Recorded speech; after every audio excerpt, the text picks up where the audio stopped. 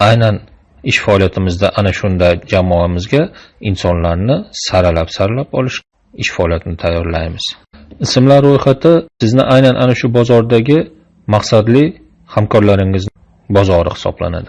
Agar siz bozoringizni faoliyatini rivojlantirishni istaydigan bo'lsangiz, mana shu bozorda siz hech bo'lmaganda 5 nafar mana shu jiddiy ish faoliyat bilan shug'ullanuvchi jamoani shakllantirishingiz kerak bo'ladi va bular siz jamoangizda liderlar bo'lishadi va sizni faoliyatingizni va sizning mahsulotingizni targ'ibot yetkazib beruvchilar va ana shu biznesni yuritib beruvchilar bo'lishadi. Ana endi sizning maqsadingiz nima ekan? 5 nafar xuddi mana shunaqangi lider insonlarni topish. Bu yerda esa biz sitvoy marketingning raqamlari bilan tanishishimiz, duch kelishimiz kerak bo'ladi. Bu raqamlar esa quyidagicha bo'ladi. Insonlarning 20-30% aynan yo'q deb javob berishadi. Bu esa odatiy holat.